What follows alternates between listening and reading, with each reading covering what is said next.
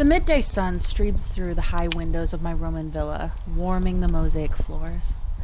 Outside, the city hums, a familiar distant roar that usually soothes me, a reminder of the power he wields, the power that keeps me and my son safe within these borrowed walls. I trace the rim of a golden goblet, the cool metal a contrast to the tepid wine within. Caesarion naps nearby, his small chest rising and falling rhythmically, blessedly unaware of the current swirling beneath the surface of this republic. Rome. It glitters, yes, but it's a city built on knives hidden within togas. I learned that lesson long ago in Alexandria. Still, Gaius Julius Caesar seemed invincible. A god amongst men, they whispered. My god, perhaps.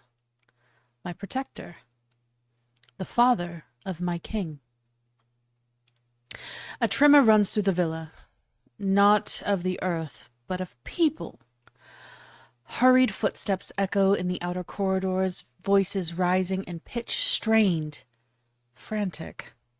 Not the usual bustle of servants or the measured tread of my Praetorian guard. This is different. This is panic. My hand freezes on the goblet. My heart, usually steady, begins a frantic beat against my ribs. Panicked bird trapped in a cage. I rise, smoothing the silks of my gown, projecting calm I do not feel. Charmian, I call out, my voice tighter than intended. The heavy doors to my chamber open. Not Charmian, but Damas, one of my most trusted Egyptian guards.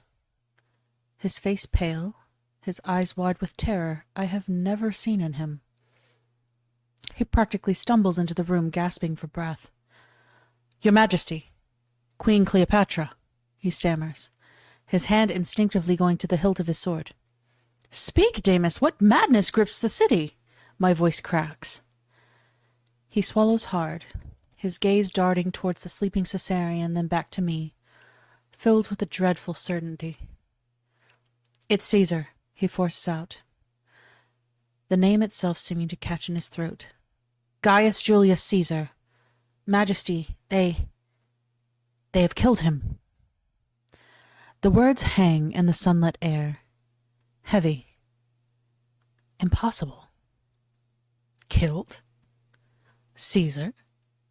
The conqueror of Gaul, the man who commanded legions with a flick of his wrist? The man who held Rome, this Rome, in his hand, in the palm of his hand? Where? The question is a whisper, barely audible over the roaring in my own ears. In the Senate, Demos chokes out. At Pompey's theater. They stabbed him, senators, Brutus, Cassius, many of them. Majesty, they fell upon him like wolves. The mosaic floor seems to tilt beneath my feet. The distant hum of the city transforms into a shriek. Stabbed. In the Senate, betrayed by his own. The air grows thick, unbreathable. My protector. My shield. Gone. A cold dread, sharper than any asp's fang, pierces through the shock. I am Cleopatra, Queen of Egypt, Pharaoh. But here, in Rome, I am the foreign queen, the lover of the fallen tyrant. My son, his son, sleeps peacefully, oblivious that the world has just fractured, that the ground beneath us has turned into quicksand. The shouting outside intensifies. Doors slam, running feet pound through the villa. Are they coming for us? Does the viper Brutus know Caesar's son is here? My breath catches in my throat. The golden goblet slips from my numb fingers, clattering against the mosaic, spilling dark wine like blood across the intricate patterns. Panic, raw and primal, claws its way up my throat. Rome is no longer a refuge. It's a trap. and the doors are slamming shut. I'm Courtney. And I'm Brandon, and welcome to the Time Travelers Club. Last time, we had just seen of Julius Caesar, who, after a lovely sabbatical with Cleopatra in Alexandria for over a year, was forced to return to Rome to take care of the state. Party boy Antony, after all, had been left running the place for almost 2 years now. That was going as well as you'd expect, leaving a frat boy to run a nation for 2 years. Could you imagine? I mean, Yeah, would never. Unfortunately, We've I feel like seen it. can. We've seen it. We understand why, but But even let's pretend the mess that's going on right now. Before we get too political on that, but just imagine you have a president and vice president. We'll just say universally adored. I'm not saying ours is, whatever. Think of whoever you want to think of in this role, right? And think of a vice president, whoever you want to think of, right? And imagine, even if they were competent, if your president was just gone for 2 years and left everything in charge to the vice president. That's, even under best circumstances, that's not great. No, that's so messy. Yeah. During this administration, but scary.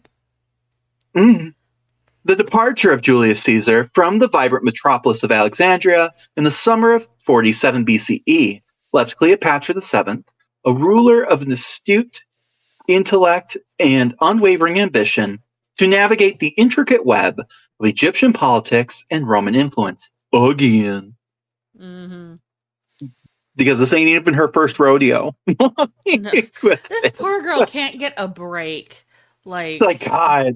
Just let her have her peace. Damn. Last time, though her brother, Ptolemy the 14th, nominally shared the throne, the reins of power rested firmly in Cleopatra's hands.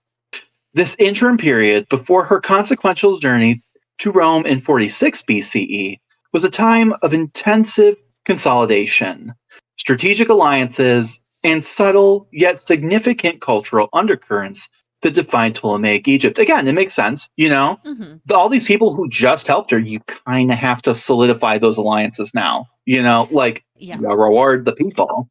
You get rid of the ones that weren't great that are left. Or in some cases, you don't get rid of them. Sometimes if they grovel, you have to do this show, to get them kind of on side again. Yeah. The immediate aftermath of the civil wars necessitated a focused approach to restoring the stability and prosperity of the Nile Valley. Cleopatra's administration diligently oversaw the intricate irrigation systems that were the lifeblood of Egyptian agriculture. You gotta feed your people. The best way to loyalty is through the stomach. It really is. Make sure they're fed and fed well. Because if you can't even do that, what are you doing as a ruler? You're on very shaky ground. Nobles may rise, but don't give them a reason. If they feel like the popular people are going to do it, they're not going to shit. they're going to do it. Yep. It's a little less certain, So with that being said, the annual flooding of the Nile, a celestial event meticulously tracked by the Egyptian astronomers and celebrated in religious rituals, was crucial for the sustenance of the kingdom. Temple priests continued their observations, their pronouncements, influencing agricultural practices and general sense of well-being. Cleopatra, recognizing the importance of such traditions, ensured that the temples received royal patronage, reinforcing her connection to the ancient gods and deeply ingrained cultural beliefs of her people. Again, she is directly tying herself to the things important to the people, right? We're not going to leave that to nobles or officials or anything like that. No. Go skip the middleman. Go right to the heart of it. Absolutely. It's not an official who supplied the money in the name of Cleopatra. No, this temple, this festival is brought to you by the motherfucking queen herself. Mm-hmm. That, and again, that's going to undercut any rebellions because they're going to be like, we need to overthrow her. And they're going to be like, why? Like, your name ain't on this. No, And and that's it's fast. the same concept of bread and circuses. Mm-hmm. But this Absolutely. one has a little bit more of a cultural influence rather than just gladiators. Well, yeah, but like again, what were bread and circuses for? To appease the popular people. So, like, yeah, you do, I can see this connection. Mm-hmm. Absolutely. And what Rome isn't at that point yet. That's more empire. Mm-hmm. But like, I mean, they had games and stuff, but like, you can already see where this is going. And honestly, maybe this is what influenced that later. You know, Quite possibly. Mm-hmm. Alexandria, a cosmopolitan hub founded by Alexander the Great, remained a vibrant center of intellectual and artistic activity. The Great Library, or what's left of it after Caesar burned it all down on accident. Damn it, Caesar. A repository of human knowledge, continued to attract scholars from across the known world. Philosophical debates flourished in its halls, and advancements in mathematics, astronomy, and medicine continued. Cleopatra herself, a woman of considerable learning, likely maintained the connections with the intellectual elite, understanding the prestige and soft power that came from such cultural eminence bestowed upon her kingdom. Again, we're talking about, if you want to say, like, circus and, like, yeah. This, in this case, it's like, keep the nobles entertained. And in this sense, the nobles are entertained by like talking and theater and like all the like rich people shit, like, so you keep the peasants fed who don't give a fuck about that, and the aristocracy who are going to get food no matter what, keep them entertained, because if you don't, one of those people is going to throw a tantrum. Yeah, and we don't need a Queen of Hearts moment. Off with their heads! Yeah, because that's when you hit that point, you're at the bottom of the barrel of ideas. Yep. Yeah. You're in trouble. Yeah. This synthesis of Greek and Egyptian thought, a hallmark of the Ptolemaic era, as we've discussed before, continued to shape the city's intellectual landscape. Of course, the arts also thrived under the Ptolemaic rule. Hellenistic artistic styles, characterized by realism and emotional expression, blended with the traditional Egyptian motifs in sculpture, painting, and architecture. While no major temple constructions were initiated during this brief period, existing religious structures continued to be maintained and adorned, reflecting the enduring significance of the Egyptian pantheon. Festivals honoring deities such as Isis, Osiris, and Ra remained integral to the cultural calendar, reinforcing the cyclic nature of life and divine order. Cleopatra, aware of the symbolic power of these traditions, likely participated in key religious ceremonies, projecting an image of divinely sanctioned rule. Mm-hmm. Then the birth of Caesarion introduced a new cultural element. While his Roman parentage was a crucial political asset, his upbringing within the Egyptian royal court exposed him to Ptolemaic customs, language, and religious practices. Cleopatra, while undoubtedly aware of the importance of his Roman heritage, would have also instilled in him a sense of Egyptian identity, preparing him for a potential future as a ruler in this unique cultural context. And you know what? So here's the thing. We'll get to it later. Was a little nervous about Caesarion because he's a king, right? Rome doesn't do kings. At least they say so on paper. But like, I don't think Cleopatra was hitting it from that angle. I think if she was going to hit it from an angle, it's like, we have secured our future because Rome will have a connection. It was easy for Rome to step in all the time and be like, "Oh, we think you're better. We're better than these Greeks and Egyptians." What happens when the ruler of that nation is one of their own? Exactly. where they can see It's themselves in not. them. They can't other Yeah. him. Yeah, at least not as easily. I think they, I mean, trust me, I'm sure they would. We're doing it Of here in the course. United States to people who are born to immigrants or whatever. But, Exactly. like, but yes, I agree with you. Like, it's harder. And there is at least maybe some legal standing. If nothing else, in the best case scenario, it's an alliance, right? Like, you Absolutely. secured a brotherhood, right? Hmm. These are people who've got each other's backs, and, Daddy Caesar's still alive. So For you're now. not going to invade your son's country. No. Mm.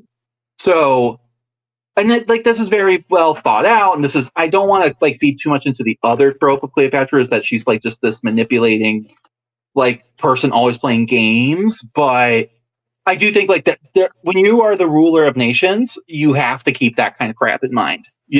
I'm sure the point wasn't missed on her. Oh, Um, definitely not. Like so, guaranteed. mhm. Trade remained a cornerstone of the Egyptian economy, of course, and Alexandria's bustling port served as a nexus for goods flowing between East and West. A new Troy, if you will. Mm-hmm. Egyptian grain, papyrus, linen, and precious metals were exchanged for Roman wine, olive oil, and manufactured goods. The cultural exchange that accompanied this trade was a subtle but significant, with Roman customs and fashions gradually making their way into Alexandrian society, particularly among the elites. Cleopatra, ever pragmatic, understood the economic benefits of these connections and likely fostered a welcoming environment for these foreign merchants. And it also would have worked the other way around. Mm-hmm. And that's where we're going to have a problem, as you'll see, right? Because the Yep. Romans like to think they're better than everyone else. So They've these definitely got their own decadent. Roman exceptionalism going on. Mhm. I mean, and the Greeks used to do it too. Yep. And eventually they also fell from that. But Yep. like Greeks used to be like, we're the Greeks, we wear our white toga. Well, not togas, but like white outfits and like all these silks and jewels. That's so feminine. Right. And now it's Rome's turn to play that game. Mm-hmm. That decadence equals feminine, right? Mm-hmm. Keep that in mind.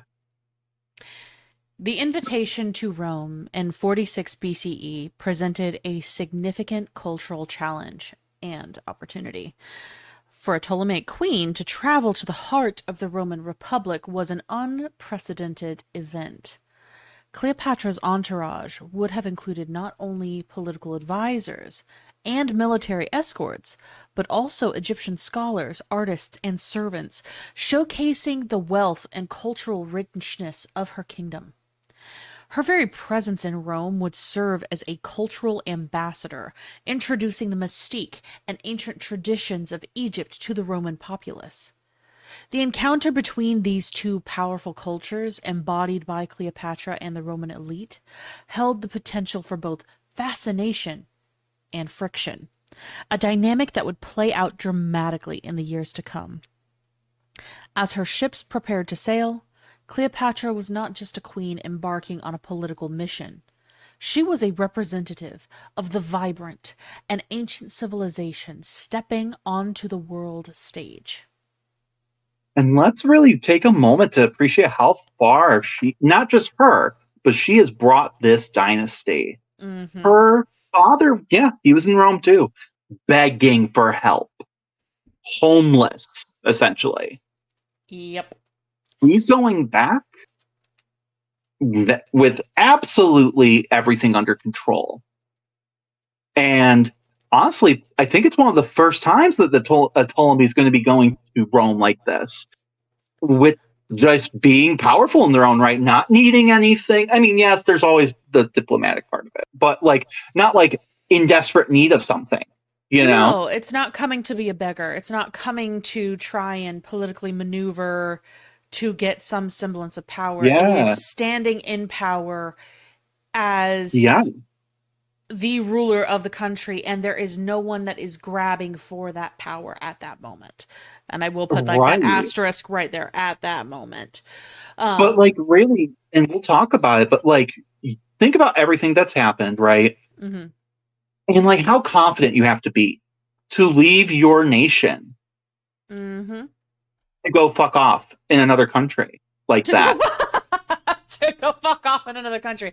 No, I don't think I would be able to do it. I would not be that no. confident. But you know what? Good for her.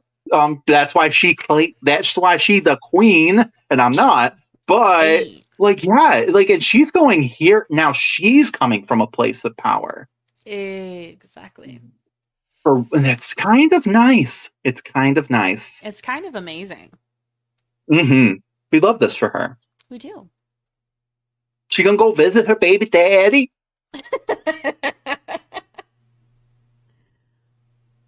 The royal fleet, a testament to the Ptolemaic wealth and naval engineering, because remember, I want to say this, historically speaking, the Egyptians are not very good with water.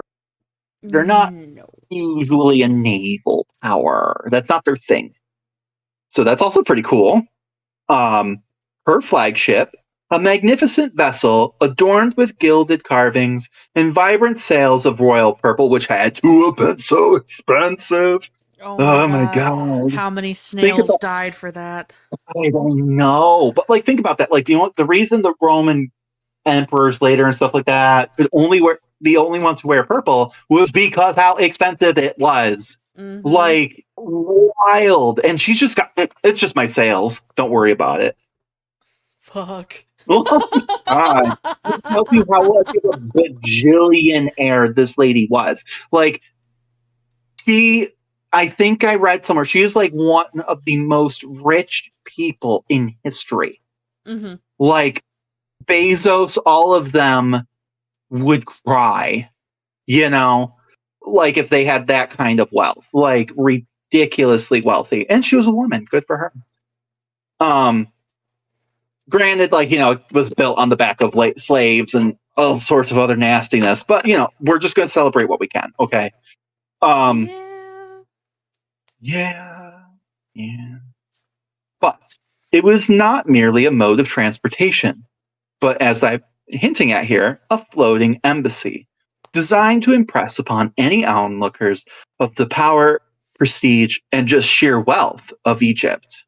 Accompanying her were several other ships, carrying her extensive retinue, including trusted advisors, skilled artisans, and contingent of royal guards clad in distinctive Egyptian attire.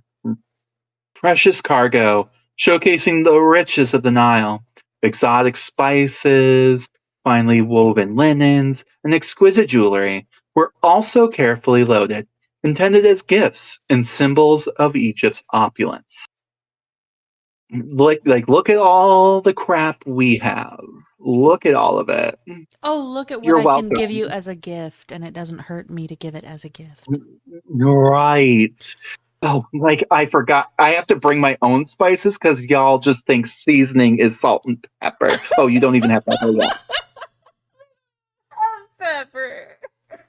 Y'all be using the weeds from out back. Like, honey, let me introduce you to cinnamon on that bread. Ever heard of some cinnamon toast? I'm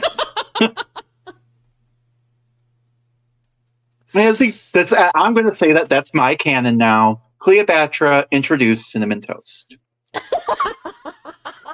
Okay, that's your head canon. All right, got you. She's like the cinnamon. Imagine that cinnamon toast crunch chef guy, but it's her. No, he's Captain Crunch, right? He's Captain Crunch. He's captaining her ship, and she's just like, I got the cinnamon. We're good. Captain Crunch is her captain. Oh, we're ridiculous. But it's hilarious. As the Egyptian ships navigated the Mediterranean, Cleopatra would have been keenly aware of the historical significance of her journey. No Ptolemaic ruler had ever ventured to Rome in such a public and assertive manner. Remember, the last time was her dad, like, please help. So, good for her. The sea journey itself, while potentially arduous, provided an opportunity for strategic planning and the finalization of her diplomatic objectives. Her advisors would have been briefed on her intricacies of Roman politics, the personalities of key figures, and the nuances of Roman customs and etiquette. Like, they shush their women a lot. Yes. I will be the only lady there. And the thing is, Trust they me. can't really shush her. That's the funny part. Yeah. Just her But like presence also like don't as a get powerful offended. queen. Yeah. But Don't like get offended but by when they it. get snarky and inevitably patriarchal, I'm sure her advisors and diplomats and guards who are all there who are real quick to get pissed if they feel like their queen's being disrespected. She's going to be like, "You're going to have to hold on. I'll take care of it." You know, like just kind of like, "Hey, here's what to expect." And it's different etiquette. Like, be prepared to be grossed out, guys. These are Romans. They're barbarians. Like, They're and they barbarians. kind of are. They use a communal sponge. Don't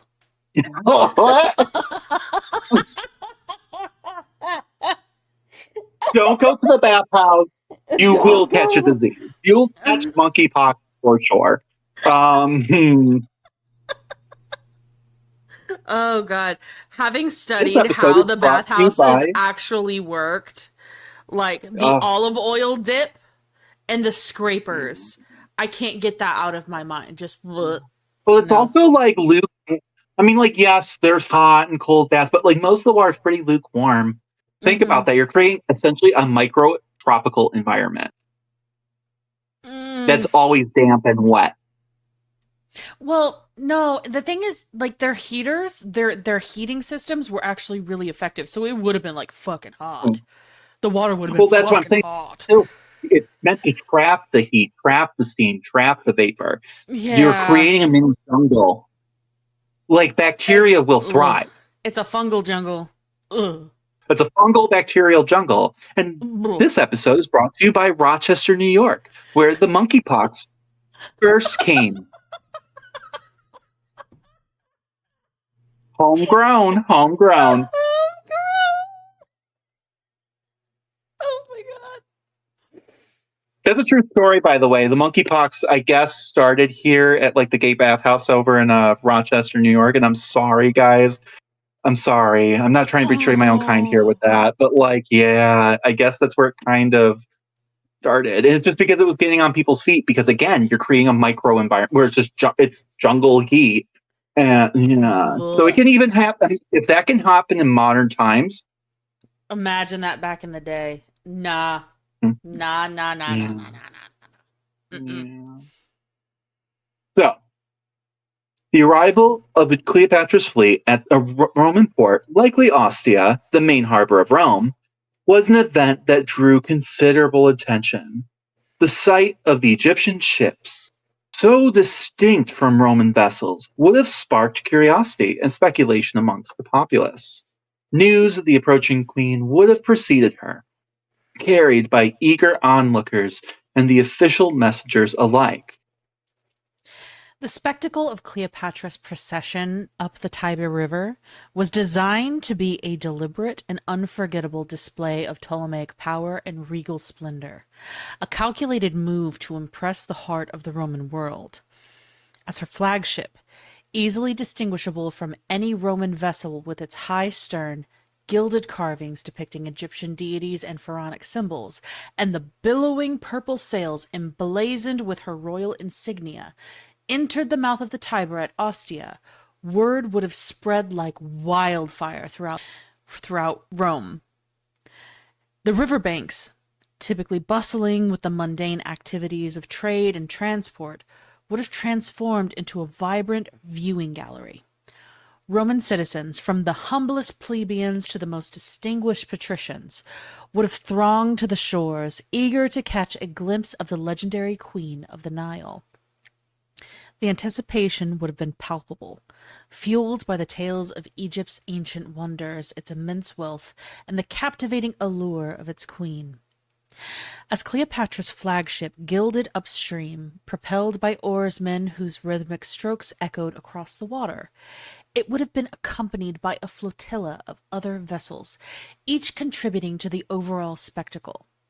Some might have carried musicians playing exotic Egyptian instruments, the haunting sounds of flutes, the resonant beats of drums, and the clang of sistra, creating an auditory tapestry that was both mesmerizing and foreign to Roman ears.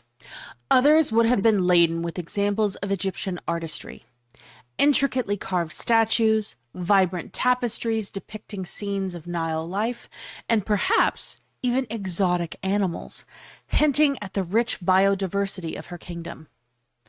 Cleopatra herself would have been positioned prominently on the deck of her flagship, a living embodiment of royal majesty. Accounts, though fragmented, and often colored by Roman perspectives, suggest that she would have been adorned in the regalia of an Egyptian queen, perhaps wearing a diadem or the sacred uraeus cobra emblem on her brow. Her garments would have been of the finest Egyptian linen, possibly embroidered with gold thread and precious stones, shimmering in the Mediterranean sunlight. Her presence, radiating an aura of confidence and regal bearing, would have captivated the onlookers. Surrounding her would have been a carefully selected retinue, each chosen to emphasize a different facet of Egyptian power and culture. Royal guards, in their distinctive armor and bearing traditional Egyptian weaponry, would have stood as silent sentinels. Priests, perhaps carrying sacred objects or performing subtle rituals, would have underscored the ancient religious traditions of Egypt. Attendants, bearing fans of ostrich feathers and parasols to shield the queen from the sun, would have added to the exotic tableau. The very pace of the procession would have been deliberate, allowing the Roman populace ample time to observe and marvel at the display. As the ships rounded the bend in the river, new perspectives would have unfolded, revealing different aspects of the queen and her entourage. The silent glinting of the gilded decoration, the rhythmic chanting of the oarsmen, the exotic music drifting across the water, all would have contributed to a sensory experience unlike anything witnessed before in Rome. It's giving very Prince Ali from Aladdin, right? You've got like Very the much. soldiers make way for Oh, Queen Prince. Cleo. Very like much. you got Very much. like you got the soldiers, then you got the dancers with the music. Like it gives this vibe, and I love that she's getting her own Disney movie here. No, the thing, like, Disney stole from Cleopatra. Like, let's be real. Mm-hmm. Disney, like, let's give be it real. back. Like they were absolutely inspired by. Well, I mean, like there are processions like this in throughout history, right? But like, yeah, you can't tell me that you don't read this and you're like, okay, where have I seen this before? Exactly. Exactly. So she did it first, is what I'm saying. Of course she did. So along the riverbanks, whispers and murmurs would have rippled through the crowds. Some would have been awestruck by the sheer opulence, others curious about the woman who had captivated Julius Caesar, and still others perhaps wary of the power she represented. Roman officials, likely present to oversee the arrival, would have observed the procession with a mixture of professional interest and personal intrigue. The procession up the Tiber was more than just a means of transportation. It was a carefully orchestrated act of political theater. Cleopatra was not arriving in Rome as a supplicant, but as a powerful sovereign, demonstrating the wealth, culture, and ancient lineage of Egypt for all to see. It was a visual declaration of her importance on the world stage, a deliberate attempt to leave an indelible mark on the Roman consciousness even before she set foot on Roman soil. The memory of the Egyptian queen's majestic arrival on the Tiber would have lingered long after her ships were moored, shaping Roman preconceptions of Cleopatra and her kingdom. So, with that in mind, do you think that Genie was a eunuch? Maybe. I don't know. But, like, I don't know. I'm never gonna watch that the same. No, we're gonna see Cleopatra every time we watch Aladdin. Yeah, Honestly, I'm like, all right, screw Aladdin, put Jasmine up there. Better movie. yes. Oh my god, immediately. Immediately. Done. Cleopatra was likely housed in one of Caesar's villas, or a suitably grand residence, reflecting her status, which I just want to point out, like, I'm not saying Caesar's villa was not grand. I'm sure it was. But to her, I'm assuming it was quite quaint. Oh, how cute. Well, we'll get into it, but like his house, like this villa, because she can't. We were like we said, Roman doesn't like kings, and by extension, doesn't like queens, right? So there was actually a law where kings aren't literally not allowed in Rome, literally inside the city. So she can't really go in there, so let alone live in there, right? Mm-hmm. So she's going to have to stay in his villa, which is outside the city walls. So I'm imagining the suburbs at best. I mean, it's like probably a very big farm. upscale suburbs. Yeah, I mean, it's probably got vineyards, and I mean, it's lovely. We would vacation there for sure. But this is like the equivalent of someone who lived in Versailles going to just a rando villa, like that you and I would vacation in. I'm sure it's pretty, and I'm sure she thought it was quite quaint. Because he's not as wealthy as her. Let's be real, but it's the best that he could do, I guess. And she's pretty cool about it, I guess. How forgiving of her. Because she's not, yeah, she's not really there for the house anyway. She's there for other reasons. Her retinue, with their exotic clothing and customs, moved through the streets of Rome, drawing attention and fueling rumors. The treasures she brought served not only as gifts, but also as tangible representations of Egypt's wealth and influence. Upon her arrival in Rome, while orchestrated by her and Julius Caesar to showcase their alliance and the legitimacy of their son Caesarion, was met with a complex array of reactions from the Roman political elite. Their responses were colored by a mixture of fascination, apprehension, and outright hostility, aka misogyny, stemming from a deeply ingrained Roman values and unprecedented nature of her presence, aka misogyny. There's a lot of I mean, she was sure there's going to be some guy who's going to be like, well, it's not just that, she was foreign. Yeah, but it didn't help that she had boobs.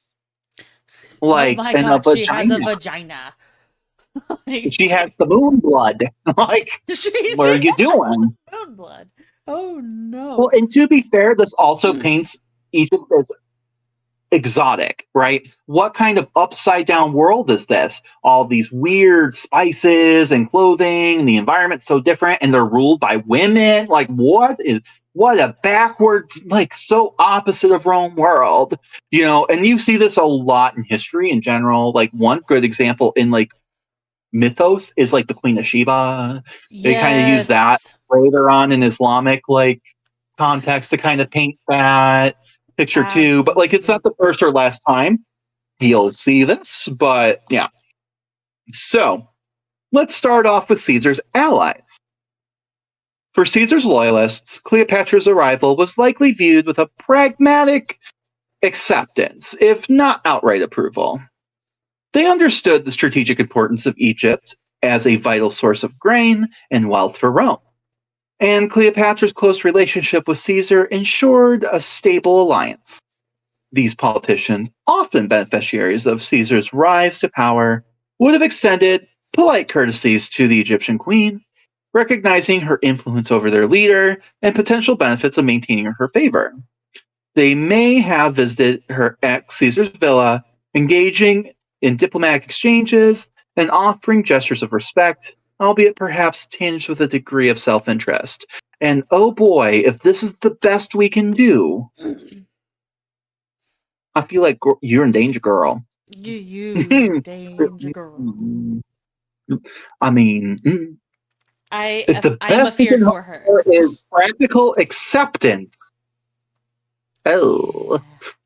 Concerning Poquito. Concernicus Very is her name. Concernicus. Ooh. Oh. Then you have the Old Guard and Republican hardliners. I'm sure they're going to love her. This faction, deeply suspicious of Caesar's autocratic tendencies and his perceived disregard for traditional Roman norms, viewed Cleopatra's presence with, you guessed it, profound unease and hostility. To them, she was not merely a foreign queen, but a symbol of Eastern decadence and the monarchical ambition they feared Caesar harbored. Plus, she's a woman with boobies, and they don't like that. I've never understood the hatred for it. It's just like, come on. Even the gays love the Well, tits. because Come on the on one now. hand, men are both amazing and apparently stupid. Like, I love that you can't pick one, but whatever.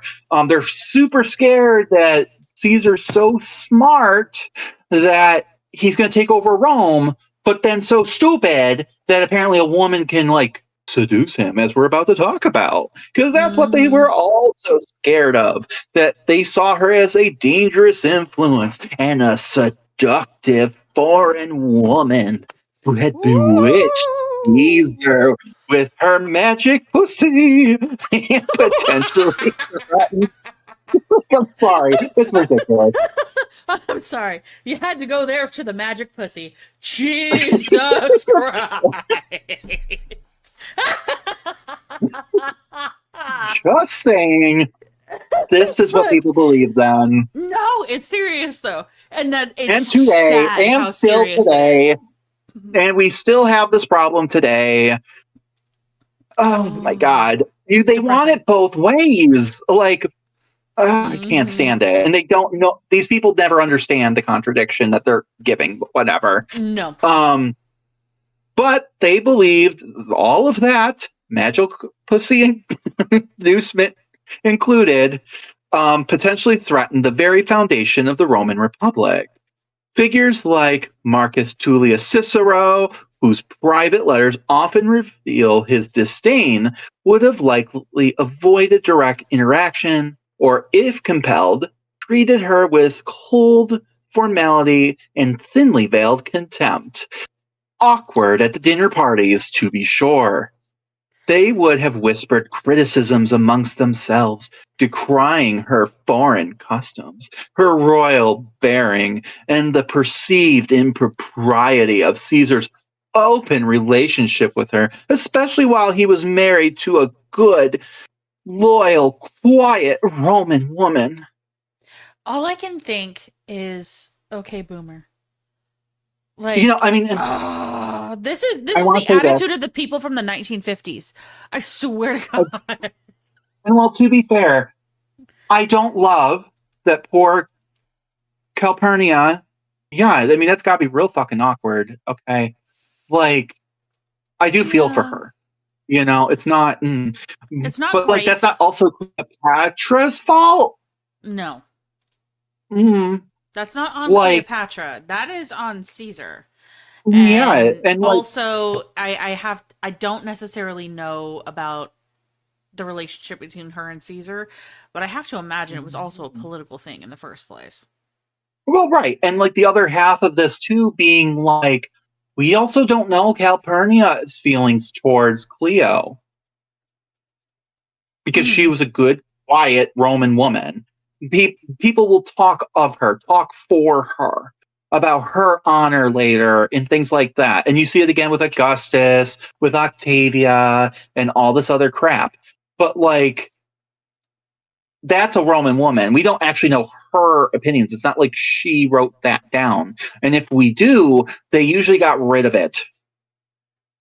Because that's not your place as a woman. You are supposed to have a man speak for you. And Cleopatra's biggest crime was not doing that. She can't do that. Even if she understands that that's the role of women in Roman society, if she does that while she's there, it will undermine her authority, and she can't do that. So she's kind of in a weird game that she's got to play, where she's on a knife's edge here. Seriously. Yeah. So Mm. Honestly, I don't know how her magical pussy's working because, like, I would be too stressed out to have sex. I'm just saying, like, oh my God. Then we have the skeptical senators. Many senators, while perhaps less ideologically opposed to the Republican hardliners, would have viewed Cleopatra with cautious skepticism. These were astute political operators, well aware of the power dynamics at play. They would have observed her interactions with Caesar and other prominent Romans, trying to gauge her influence and potential impact on Roman politics. They might have been intrigued by her intelligence and charm, qualities that even her detractors often acknowledged, but remained wary of her foreign origins and the potential for Egypt to I sound good, and for the potential for Egypt to exert undue influence over Rome through her relationship with Caesar. Their interaction would have been measured, polite, but guarded, as they sought to understand her role in Caesar's grand designs. And if you don't see a modern parallel here, right, it's like this idea that, like, taking in another culture somehow makes yours weaker. I've never And that's what understood they're that. afraid of. It makes you richer Almost, for the experience, but for some reason they see it as mhm, they're diluting themselves. It's just like yeah. that's not what you're doing. Right. You see it in we'll use America as an example. You saw it when, like, Eastern European and Italians and Southern European folk came over here, right? Those people were shunned. When the Irish came over, they were shunned as less American. And then now you're seeing it with Hispanics and Middle Eastern people. Like, they're going to turn, the US into Sharia law, which of course is ridiculous. Like, that's just not how Mm-hmm. we're set up. And that's not the religious faction you need to be worried about right now, taking over anything here in America. But, like, as No. you can see, we still haven't learned these lessons. No. Rather than just saying, maybe they have something to offer. Like, I don't know, a proper sense of time, as we're going to find out that she helped with.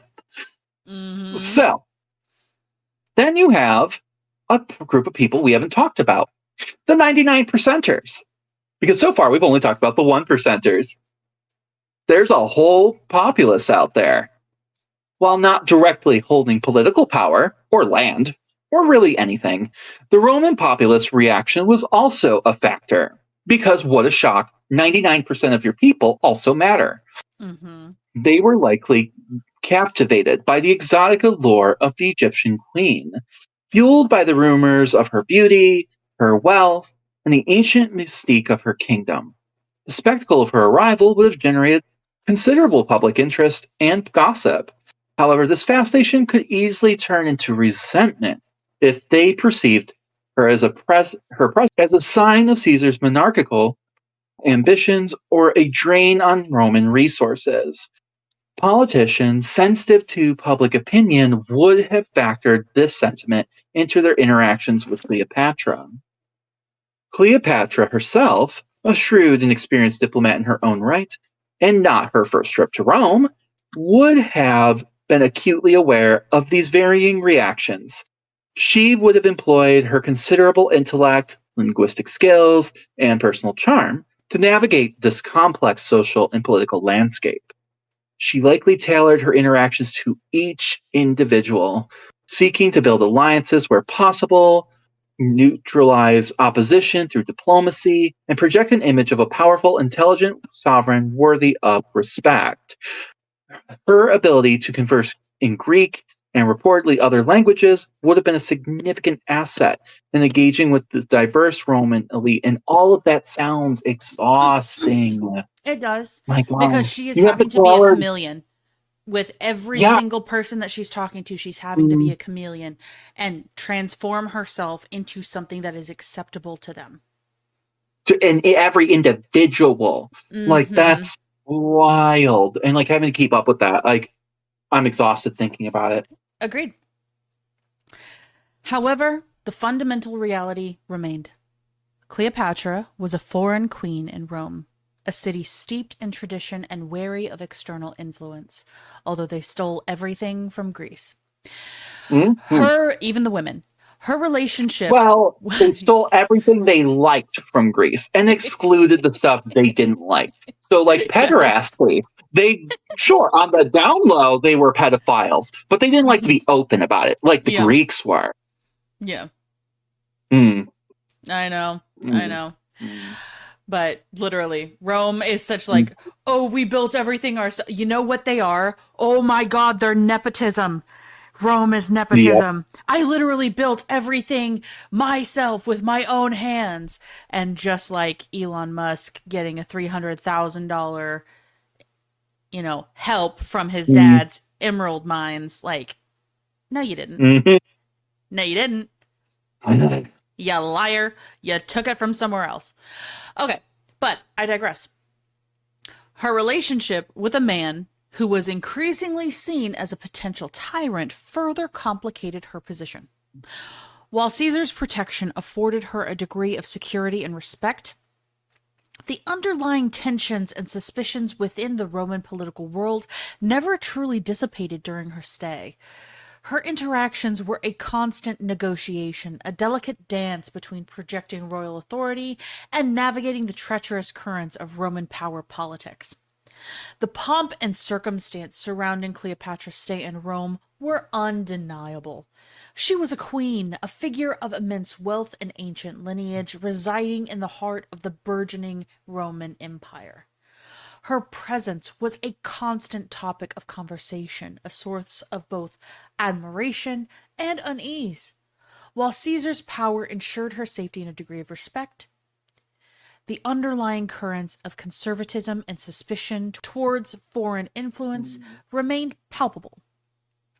Cleopatra's time in Rome was a delicate balancing act, a display of royal authority played out against the backdrop of Roman power and tradition.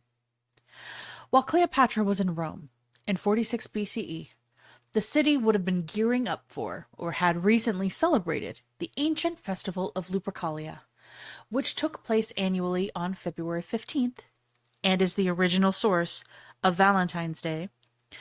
This festival, steeped in Roman tradition and mythology, was a far cry from the refined courtly life Cleopatra was accustomed to in Alexandria. Also, Lupercalia is wild, guys.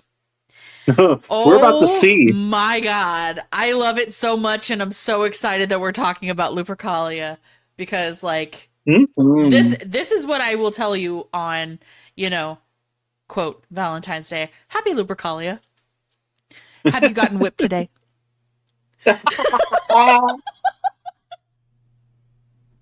And, like, to be fair, so we're going to touch on it today a little bit. I believe we're going to touch on it a little bit more with Mark Antony.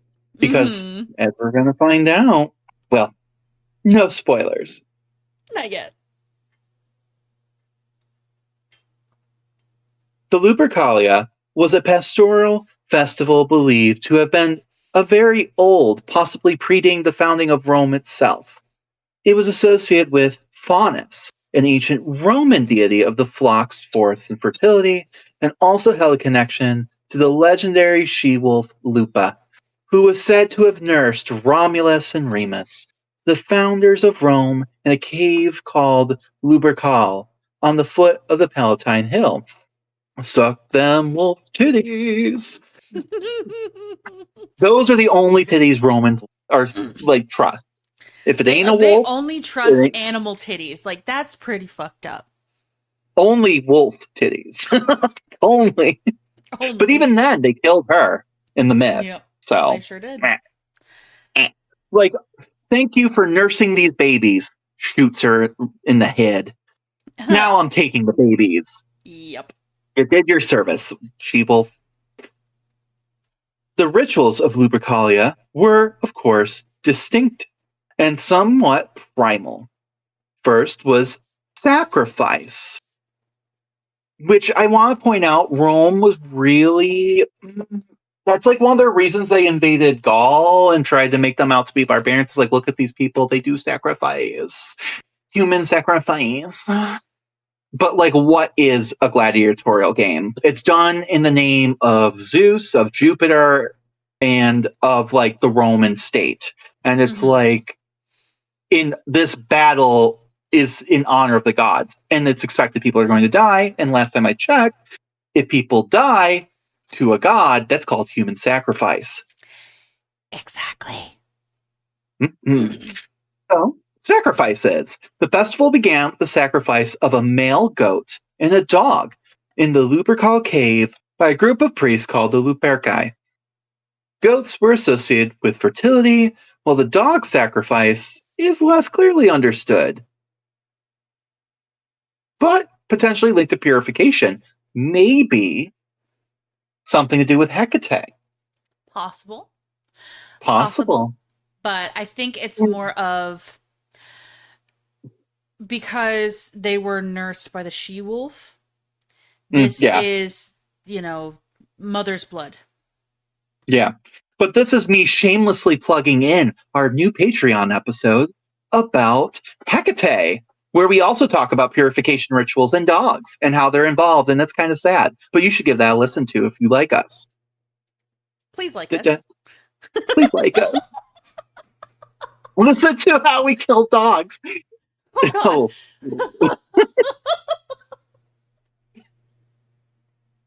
Next was the smearing of blood. After the sacrifice, because that's what you do. After the sacrifice, two young Luperci, oh my God. Two young Luperci would have had their foreheads smeared with the blood of the sacrificed animals using the sacrificial knife. This blood was then wiped off with wool soaked in milk, and the young men were expected to laugh during this ritual. This act was likely symbolic of purification and the washing away of past transgressions.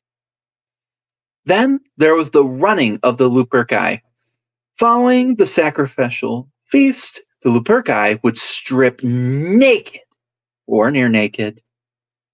I guess that, it says a lot about Mark Antony later when he runs through the streets naked. Uh-huh. I guess he didn't have to, but he did. Confidence. We like that in a man. We do. Thank you, Mark Antony. Thank you.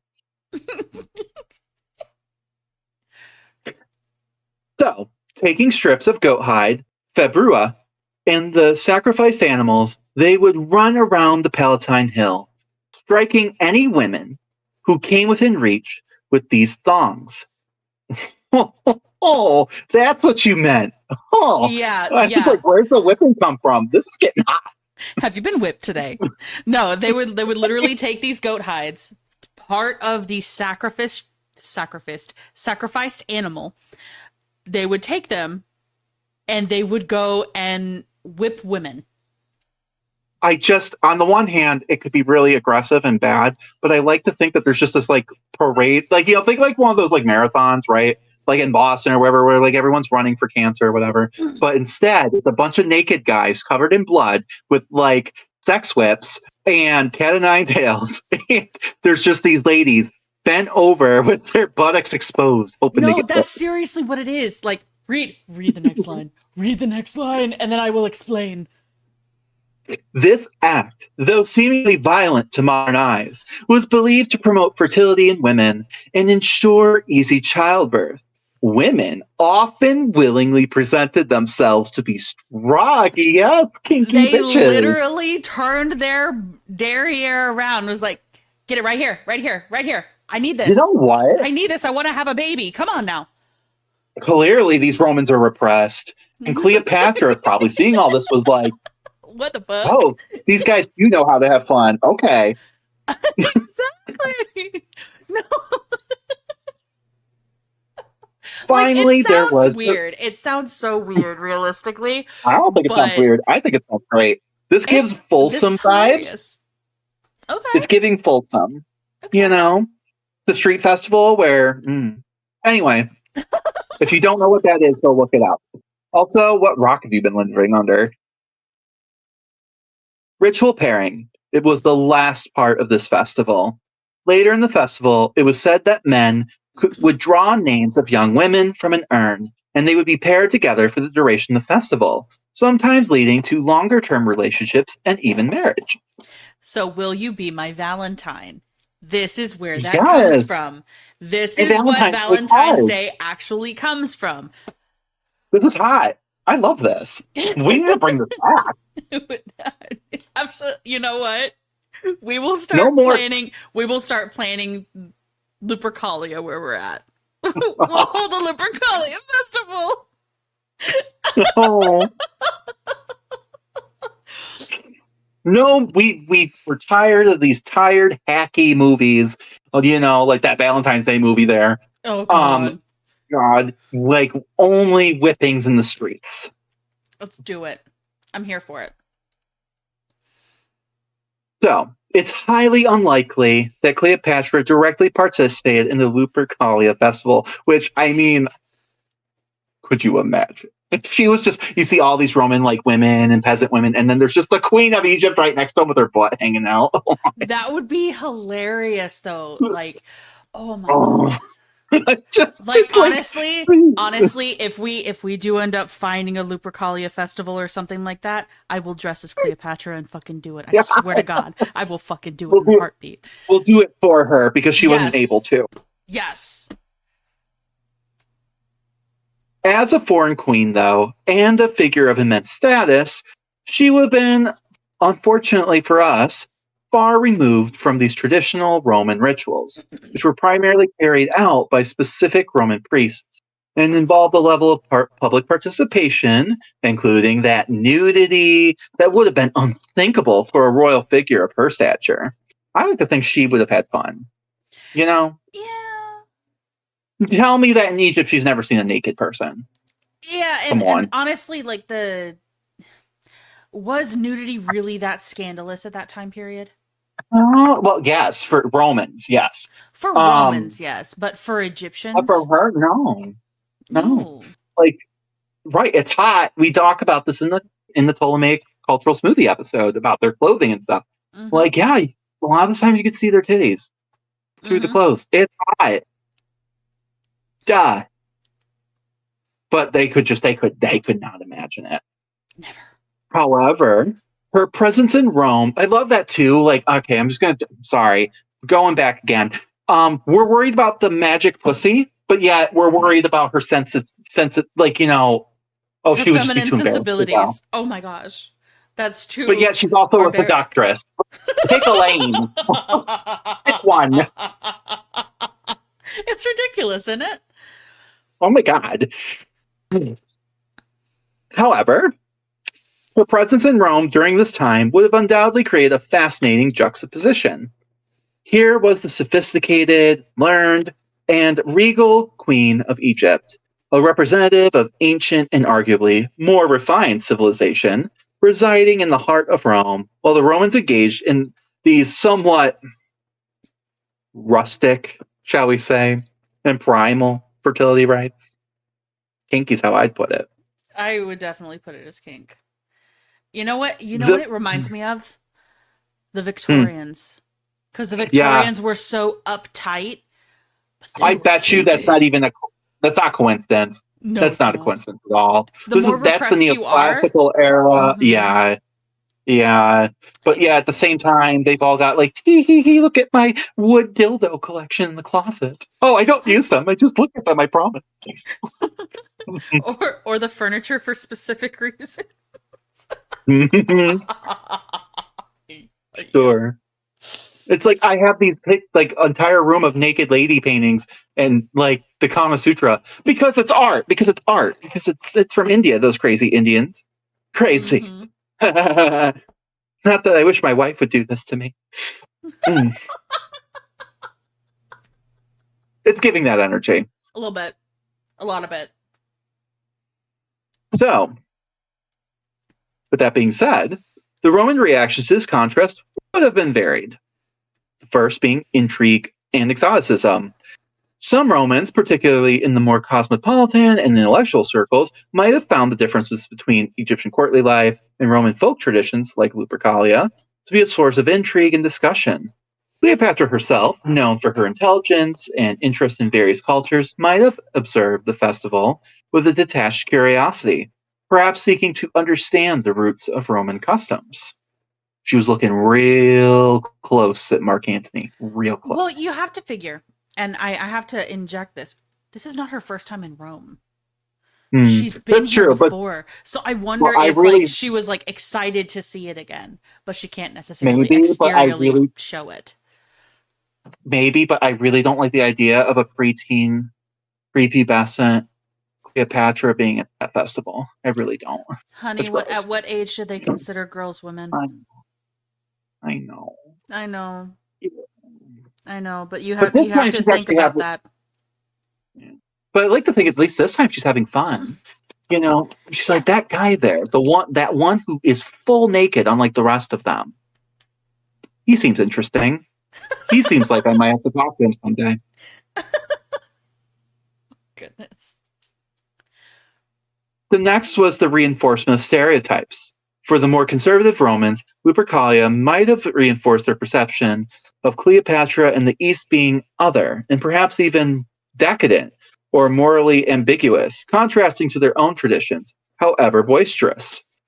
Like that idea of like, well, they're doing this kind of crazy shit all the time. We just do it once a year. And we just get it all out of our systems. And it's different. It's different. It's different. And then we have political commentary, indirectly speaking.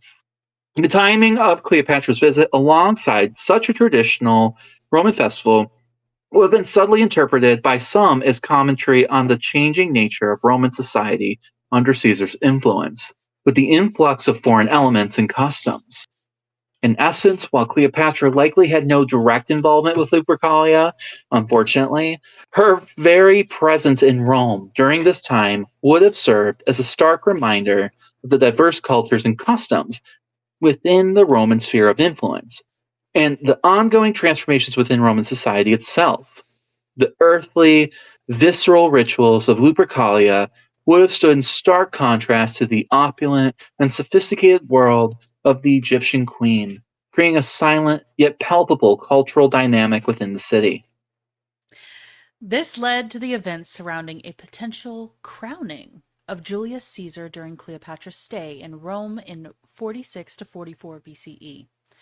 There is no definitive historical record of a formal crowning in the traditional sense of bestowing a kingly diadem upon him. However, there are several incidents and growing trends that fueled speculation and concern among Roman citizens and senators about Caesar's ambition for monarchical power, and Cleopatra's presence in Rome played a significant, albeit indirect, role in this atmosphere. By the time Cleopatra arrived in Rome, Caesar's power was unprecedented. He held the titles of Dictator for Life, Imperator, and Pontifex Maximus, accumulating immense authority and effectively bypassing traditional republican constraints.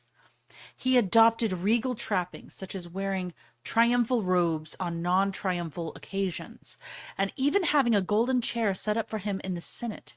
Statues of him were erected depicting him as a god. These actions, while perhaps not a formal coronation, certainly fostered an environment where monarchical aspirations seemed increasingly plausible. And let's not forget those sweet, sweet red thigh-high boots. Oh, yeah, definitely the red Yeah. thighs.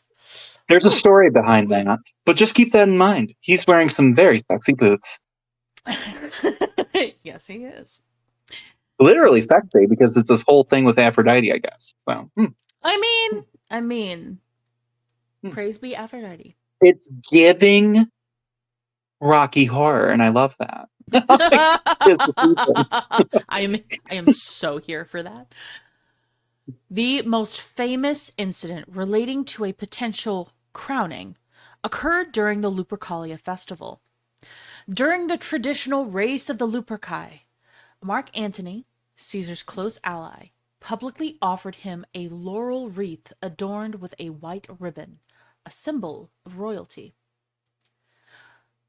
Suetonius and other ancient historians recount that Antony approached Caesar. A few voices from the crowd shouted, "Rex, King." Caesar, however, reportedly refused the diadem multiple times, gesturing it away. This event caused a significant stir in Rome. While Caesar publicly rejected the symbol of kingship, his actions were interpreted differently by various factions. His supporters might have seen it as a popular acclamation, while his detractors viewed it as a carefully staged attempt to gauge public opinion about his becoming king. And yeah, we will talk about this particular part in greater detail when we talk about Mark Antony. Um, but that's his story, and I don't think we want to take too much away from it. Mm-mm. But it's important to know for the context of this part of the story. So we are going to dive real deep into that at some point, we promise. Yes, we will get there. Cleopatra's presence in Rome undoubtedly contributed to the anxieties surrounding Caesar's potential monarchy, albeit indirectly. So, as a symbol of Eastern monarchy, as the Queen of Egypt, a hereditary monarch ruling a wealthy and ancient kingdom, Cleopatra embodied the very form of government that the Roman Republic had overthrown centuries prior. Her regal bearing, her opulent lifestyle, and the very fact that Caesar had openly brought her and their son to Rome served as a constant reminder of alternative forms of rule. This visual presence likely fueled the fears of those who believed that Caesar harbored similar ambitions. Of course, then there's legitimizing hereditary rule. Caesar's open acknowledgement of Caesarion, his son with a foreign queen, raised concerns about the potential for hereditary succession, a concept antithetical to the Roman Republic's ideals of elected magistracies. While Roman law made it difficult for Caesarion, as the illegitimate son of a non-Roman citizen, to inherit Roman power directly, his existence and Caesar's affection for him added to the suspicion that Caesar sought to establish a dynasty. Then there's our favorite, fueling propaganda. Caesar's political opponents likely used Cleopatra's presence in their propaganda against him, portraying him as a man seduced by foreign queens and Eastern despotism, undermining traditional Roman values and institutions. The image of a Roman leader openly consorting with a foreign monarch could easily be exploited to stoke fears of his kingly aspirations. And then lastly, altering courtly dynamics. Cleopatra's presence likely altered the social dynamics within Caesar's inner circle. Courtiers and flatterers seeking favor might have adopted more deferential behaviors akin to those seen in royal courts, further blurring the lines between republican leadership and monarchical rule. There's no historical evidence to suggest Cleopatra directly urged Caesar to take the title of king or actively participated in any schemes to crown him. Her primary focus would have been on securing her own position in the future of her son. However, her very being, her royal status, and her close relationship with Caesar made her an integral part of the atmosphere that fueled the king rumors. She was a living embodiment of monarchy in the heart of the Republic, and her presence undoubtedly contributed to the anxieties. And So let's not forget that magic pussy. magic vagina. Exactly. So while Julius Caesar was never formally crowned king of Rome, the incidents like the Lupercalia offering, coupled with his increasingly autocratic behavior, and significantly, the presence of Queen Cleopatra in Rome, created a climate of intense speculation and fear for those who cherished the Republican ideals. Cleopatra, as a powerful foreign monarch openly favored by Caesar, served as a potent symbol in the unfolding drama of Caesar's ambition and the Republic's demise. Cicero, who hated women with agency almost as much as he hated Caesar, was present at the festival. He mockingly asked where the diadem came from, an obvious reference to the Egyptian queen who he hated. And speaking of Cicero, we need to go on a little side trip here. Do you know why hated her so damn much, more than anything else. What was that? Other than the fact that there's so much context. First of all, he writes a lot about Cleopatra, like what we know about Cleopatra comes from him. And I don't love it. It's, of course, super duper biased, right? First of all, when he first met Cleopatra, he was just coming out of a divorce where his wife left him. Because that's a fun fact. Women can do that in Rome. It's typically because their fathers tell them. But like from what I gathered, that his wife left him. So he didn't love women with agency.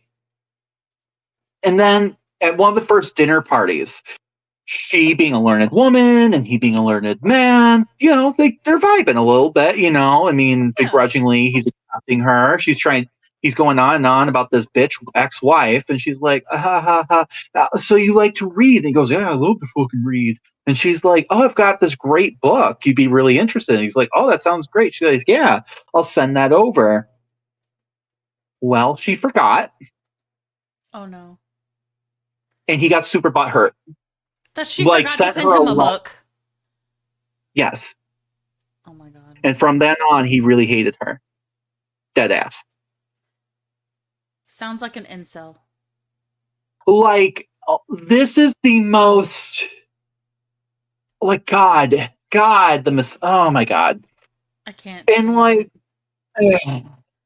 And to me, it does spell that it doesn't take much. He was just looking for a reason not to like her. Pretty But much. like, at the same time, what a dumb thing to get so upset about. We've all done it. Like, we go, oh my God, you have this insert thing. You would love it. I should send it over to you sometime. And you forget. And we know people where that's ended friendships, and it's ridiculous every time. Agreed. So that all happened. It's not like she's a queen and a mother and has a very complicated lover and life and trying to navigate all of these different things and different aspects. But no, she said she would do it, so she needed to do it. And therefore I hate her. Yep, and it's proof that women are all terrible. Oh my God. You know what it gives? And like, I'm white trash and I'm in trouble. Like, well, he is this like really learned man and all that shit. And it's just like, and that when the people talk about Cicero, they talk about him as like, and we're going to get into him a lot more with Mark Antony because he's a very important part of that story. But trust me, he's not a cool guy. He kind of is a douche. Kind of. Like, people are almost like apologists for him in the history world. They're like, well, yeah, he was a bit rough around, he was a bit rough, but it was only because he was so well-meaning and such a diehard Republican. It's like, Republican for who? He was all about tradition and the elites to the extreme. He was an extreme conservative, and to be an extreme conservative, you have to upturn what has been done before, which is that literally is contradictory to conservatism. Right. But we'll get into that later. But for this sake of the story, I wanted to point out that Cicero hates Cleopatra, and it all starts because she forgot to give him a book. Yeah. Damn, dude. Yeah. So now brings us to maybe one of the most, not important, I don't want to say important, but probably one of the most recognized events in Western history. Memorialized by poets, Shakespeare, the arts, the Ides of March in 1414. The Ides of March in 44 BCE marked a pivotal and ultimately tragic juncture in the lives of both Julius Caesar and Cleopatra.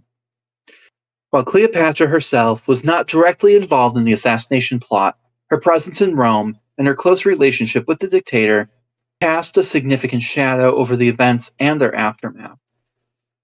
By March 15th, 44 BCE, Cleopatra had been residing in Rome for a considerable time, almost 2 years, likely housed in one of Caesar's villas across the Tiber, possibly the Horti Caesarius, Gardens of Caesar. That sounds lovely. That sounds like something like Caesar's Palace, but it gives like Vegas vibe or hotel vibes. A little bit, like the Horti Caesarius. Yeah. Well, I'm just thinking the Gardens of Caesar. Very much. Sounds good. Sounds nice. Her primary objectives were likely twofold: to solidify recognition of her son Caesarion and to secure Egypt's strategic interests through her close association with the most powerful man in Rome. Her days would have been filled with diplomatic engagements, meeting with all those Roman dignitaries, and maintaining a royal court befitting her status. The political atmosphere in Rome was thick with tension. Caesar's acclamation of power and his perceived disregard for the Roman tradition had fueled resentment amongst a faction of senators who saw him as a tyrant, intent on establishing monarchy. Rumors and anxieties surrounding his kingly ambitions, exasperated by incidents like the Lupercalia offering, permeated the city. Cleopatra, as a foreign queen, openly favored by Caesar and mother of his son, was undoubtedly a focal point of this unease for many traditionalist Romans. Or Mara, or well, what would it be? Murga? Murga? Make Rome great again? Oh, yeah. Ugh. Mm-hmm. So, on the morning of the Ides of March, Caesar was scheduled to attend a session in the theater of Pompey. Omens and warnings, such as senators wearing bright red hats that said Murga, had reportedly been given to him, cautioning against his attendance. You like that? I do. I really do. Oh, Lord. It's an insurrection. One of them was even wearing a buffalo hat. Oh, no. He called himself the Buffalo Shaman. Oh, no. No, he called himself the Roman shaman. Oh, my God. Oh, no. Suetonius recounts various ill reports, including Caesar's wife Calpurnia's ominous dream, and of course he didn't listen to her, and the soothsayer's warning to beware of the Ides of March. Despite these warnings, Caesar ultimately decided to proceed. I'm thinking of like Calpurnia sees all these red hats, and she's like, "This ain't good." Yeah, I had a dream, bud. You should really not go. And also, when we talk about, yeah, so for the next part, imagine all of these people wearing red hats. Yep. Cleopatra, residing across the Tiber, would not have been present at the Senate meeting. However, the events unfolding would have had a profound and immediate impact on her life and her position in Rome. As the news of Caesar's assassination spread throughout the city like wildfire, the political landscape would have instantly and dramatically shifted. The immediate aftermath of the assassination was marked by chaos and uncertainty. Caesar's assassins, including Marcus Junius Brutus and Gaius Cassius Longina, he's got a long puppy. He had a long vagina. He's got a long vagina. They had hoped that his death would restore the Republic. Instead, it plunged Rome into a power vacuum and a period of intense political maneuvering. For Cleopatra, the assassination of Julius Caesar was a catastrophic event. Her primary patron and the father of her son was gone. The foundation upon which she had built her influence in Rome had crumbled. Her position became precarious. The protection and prestige afforded her by her relationship with Caesar vanished overnight. The conspirators, focused on their aim of restoring the Republic, likely viewed Cleopatra with suspicion, associating her with Caesar's perceived monarchical ambitions. They would have seen her as a potential source of future instability and a symbol for the foreign influence they sought to eradicate. In the ensuing days and weeks, Cleopatra would have found herself in a highly vulnerable position. The political climate in Rome was volatile, with various factions vying for power. Her status as a foreign queen, once elevated by her connection to Caesar, now made her a potential target. She would have been acutely aware of the danger she and Caesarion faced in a city plunged into turmoil. Despite the clear danger, historical accounts suggest that in the immediate aftermath of Caesar's death, Cleopatra sought refuge and security. One account mentions that she confined herself to Caesar's house. Well, just where was Calpurnia in all this?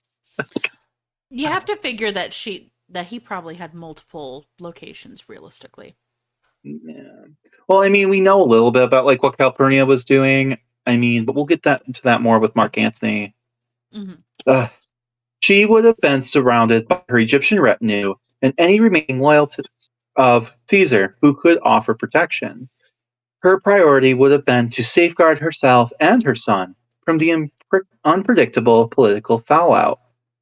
The will of Julius Caesar, when publicly read, further complicated Cleopatra's situation.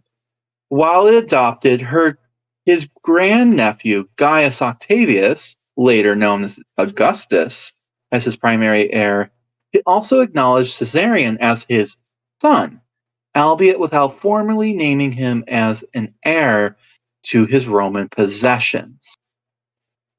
This acknowledgement, while validating Caesarion's lineage, did little to secure his immediate safety or Cleopatra's stand in the volatile Roman political scene, which what a douchey move. Mm-hmm. You know? Like, it's not cool, Caesar. No. Like, yeah, that's my son. And that's it. Like, now he's almost better off not saying anything, because now that's put a big target on that poor kid's back. Yep. As the initial shock of Caesarion's, and he went ahead and made someone else the heir. So now you've got a target on the one back and gave the other guy a reason to shoot at that target. Yep. As the initial shock of Caesar's assassination subsided, key figures like Mark Antony began to assert themselves in the power vacuum. Antony, as Caesar's former colleague and powerful orator, initially gained control over Caesar's papers and exerted significant influence. Cleopatra, recognizing the shifting tides of power, likely began to assess the new political landscape, consider her options for ensuring her own and her son's future. The period immediately following the Ides of March was one of intense uncertainty and vulnerability for Cleopatra and Rome. The assassination of her powerful ally had fundamentally altered her position, leaving her to navigate the treacherous current of Roman politics without Caesar's protection. Her focus would have shifted to survival and the preservation of her dynasty in a world suddenly devoid of its most influential figure. Her time in Rome was drawing to a close, as the city that once held the promise of securing her son's future now presented a clear and present danger. Cleopatra's decision to remain in Rome for approximately a month following the seismic events of the Ides of March in 44 BCE was a calculated, albeit ultimately unsuccessful, maneuver driven by her fierce determination to secure the future of her son, Caesarion. The assassination of Julius Caesar had instantly vaporized the foundation of her influence and placed both her and her son in a precarious position within the volatile Roman political arena. Despite the immediate danger and the chaotic atmosphere that gripped Rome, Cleopatra understood that a hasty retreat to Egypt would likely extinguish any hope of Caesarion regaining any recognition within the Roman power structure. Her continued presence in the capital, even in a state of heightened vulnerability, offered a sliver of opportunity to navigate the shifting alliances and advocate for her son's legitimacy. During this crucial month, Cleopatra would have engaged in a delicate dance of diplomacy and self-preservation. Confined to Caesar's villa, likely under the watchful eyes of both his loyalists and those who viewed her with suspicion, she would have sought to leverage any remaining influence and cultivate new allies in this post-Caesar landscape. Her primary focus would have been persuading key Roman figures to acknowledge Caesarion's paternity and ideally recognize him as legitimate heir, at least in some capacity. I do just want to take a minute, because the records don't talk about it, right? Mm-hmm. If she did care about Caesar, what is this girl's emotional state? Mm-hmm. You know what I'm saying? Like, you don't live with someone for 2 years if you don't give any damn about them, right?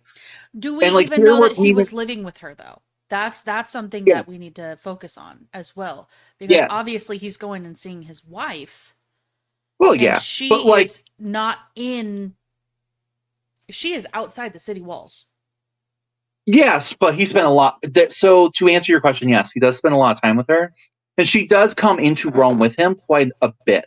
One of the things she helps do is she helps him set up the Julian calendar. Mm-hmm. So like, and make that into a law. So like, he's talking to her all the time. He does like her, and like, that's what I'm saying. Like, they are spending time together. Mm-hmm. So, and I don't think she was super upset about his wife. I don't think she felt threatened. Why would she? She's queen. I don't Whatever. think they thought of the relationship like that. While I think it was built No. on respect, I don't necessarily think it Yeah. was just like a whirlwind romance of like love and No, everything no. like that. And I I'm really don't not think it was saying that way. that. I'm not saying that. But like, I'm not in love with you, Courtney. But like, if something happened to you, I'd be pretty fucking devastated. Absolutely. Like, and I think that they had, if nothing else, friendship. You don't do this kind of shit if you don't like them. You know what I'm Agreed. saying? And like, I think it's romantic in the traditional sense. Like, no, I really don't. I'm not saying that but at the same time, like, I think she liked him, and I think he liked her a lot. And Mm-hmm. there was like definitely, if not romantic, in like the husband wifey traditional role, I think that they could have still loved each other, but also viewed each other as equals with respect. And therefore, Yes. she's not threatened that he has to go to Calpurnia every once in a while because, like, she understands, like, this is the game, this is the rules. I don't think she would have been that insecure. You know what I'm saying? She's not a But now jelly she is. person, not like that. But now she is, and you have to be, because ultimately, like, yeah, the people are going to side with his wife over you, and you are at her mercy to a degree. And like, I think, like, even if you liked him even a little bit, you don't even have time to grieve. I can only imagine what this mental process is like for her, A lot. And I think they're trying to paint her as like this, just always this political machine. And yes, some of that's true, but like, I'm sure privately she grieved, if I would have nothing to else, because she imagine. lost a friend. Mm-hmm. And I wish we kind of had more on that. And maybe I'm wrong. Maybe if that's the case, then I'm wrong. The sources are right, and she was just this manipulative bitch. But like, I don't see it. I'm not saying she's head over heels in love with her or with him, but like, I think she would have grieved. Oh, And absolutely. what to try and deal with all of this, and then also grieve. Like, there's a human element here, I think, that we're missing, and I just kind of wanted to point that out. Absolutely. So, because that's what we're trying to do here, is paint these as people and not just these like figures, because otherwise Right. we're just repeating what you've already heard. Exactly. But grief aside, her primary focus would have been persuading key Roman figures to acknowledge Caesarion's paternity. and ideally to recognize him as a legitimate heir, at least in some capacity. This was a formidable challenge given Rome's law's complexities regarding illegitimate and foreign-born children inheriting Roman citizenship or power. Sounds familiar. Mm-hmm. However, Cleopatra was not one to easily concede defeat. She likely engaged in discreet meetings and communications with individuals who had been close to Caesar, attempting to appeal to their loyalty or self-interest. Mark Antony, who initially seized control of Caesar's papers and held significant sway in the immediate aftermath, would have been a crucial target of her efforts. Cleopatra would have sought to remind Antony of his close ties to Caesar and the potential benefits of acknowledging Caesar's only known son. She might have emphasized Caesarion's lineage and the stability that recognizing him could bring Caesarion's faction. However, Antony's own ambitions and complex political calculations he was making would have complicated Cleopatra's efforts. Now that I think about it, it's kind of weird they end up together. You know? Mm-hmm. But while he acknowledged Caesarion's paternity privately, his primary focus was consolidating his own power, navigating his relationship with other powerful figures like Octavian. Formally endorsing a foreign queen's son as a significant player in Roman politics would have been best a risky move, at worst political suicide, potentially alienating other factions and undermining his own aspirations. Like, there's nothing in it for him to do that. There's really not. Cleopatra would have also had to contend with the prevailing anti-monarchical sentiment among many Roman senators, which had fueled Caesar's assassination. The idea of a foreign queen's son inheriting any significant Roman power would have been anathema to those who sought to restore the Republic. They viewed Cleopatra as a symbol of the Eastern despotism they feared, and would have actively worked against any attempts to elevate Caesarion. Furthermore, the reading of Caesar's will, which designated Octavian as his principal heir while only mentioning Caesarion as his son without granting him inheritance rights, dealt a significant blow to Cleopatra's hopes. This legal pronouncement made public in Rome effectively sideline Caesarion in the immediate succession plans. Despite this setback, Cleopatra's continued presence in Rome suggests she did not entirely relinquish her efforts. She might have hoped to influence public opinion, appeal to popular sentiment regarding Caesar's legacy, or find legal loopholes which could benefit her son. Her royal bearing, her intelligence, and the lingering mystique surrounding the Queen of Egypt would have been her primary tools in this challenging endeavor. However, the shifting sands of Roman politics and the overwhelming forces arrayed against the idea of a foreign heir ultimately proved insurmountable. Recognizing the futility of prolonging her stay in an increasingly hostile environment, and with the threat of her own and her son's safety growing, Cleopatra made the pragmatic decision to return to Egypt in April of 44 BCE. Her departure marked the end of a significant chapter in her life and in the history of the Roman Republic. While her efforts to secure immediate recognition for Caesarion in Rome had failed, her time there had forged crucial relationships, particularly with Mark Antony, which would later play a pivotal role in the unfolding drama of the Roman civil wars and her own destiny. Her strategic retreat to Egypt preserved her own power base and ensured the safety of her son, allowing her to wait for a more favorable political climate in which to pursue her dynastic ambitions. And that's where we will leave it this week. Cleopatra just lost one of the most powerful relationships she had ever had, and despite years of work, was forced to leave Rome with little to show for it. And for a while, that is where she will be. And we will be taking a pause from her narrative to discuss another person close to Caesar's heart, the drunken frat boy and new Dionysus, the one and only Mark Antony. And while he was those things, he has a bad rap. of being the Temu version of Caesar. He does. Well, you like that? I really like that one. I'm just full of them today.